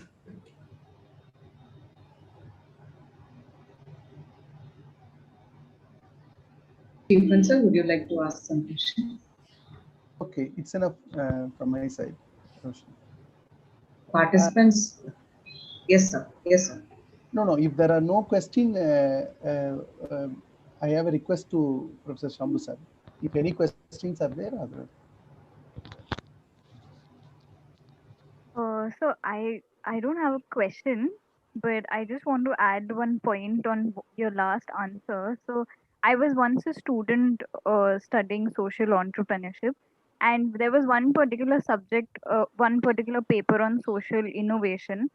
And while I was studying that, and then I went on to start my own enterprises also. Like I was part of 2 startups, and then I was engaged with a lot of community work also. I realized like the problems are right in front of us, and along with the problems, the solutions also are right in front of us. It is the ability of one to be able to identify those solutions. It's actually not like out of the world or out of the box. It need not be like that. It's actually right in front of us. So when we now that like I am right now teaching students about social entrepreneurship also, so I constantly tell them about things like divergent thinking and systems thinking. How do you do design thinking? So these are certain things which I think can be implemented or taught to students so that they can look beyond their preconceived notions and look beyond because the solutions are right there. They just need to be able to identify and pick out those points. So these kind of things will really help them. Sure. Yeah, I think the last remarks are I think recently Sambhu sir has written an article. I think he mentioned in the first part of his presentation. It is the whole about how a particular case has to be documented in a systematic way.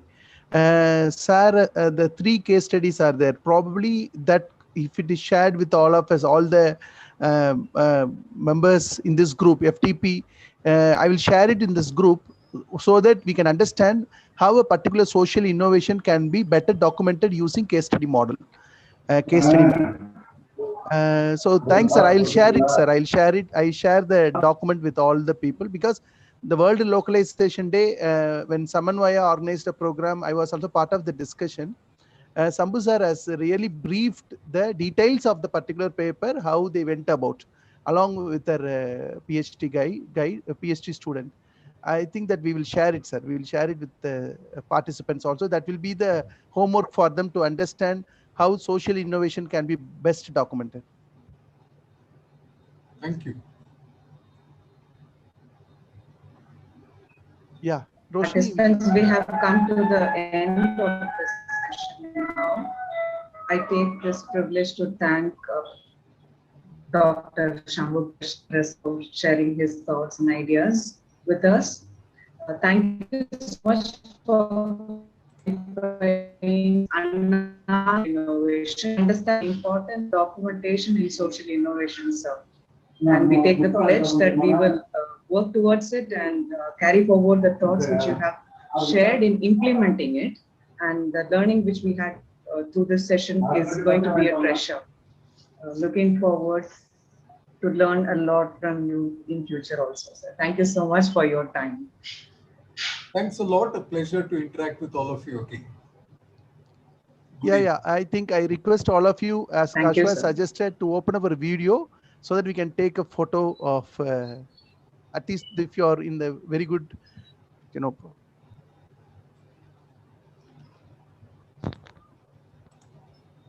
Yeah, Kashwa, please take.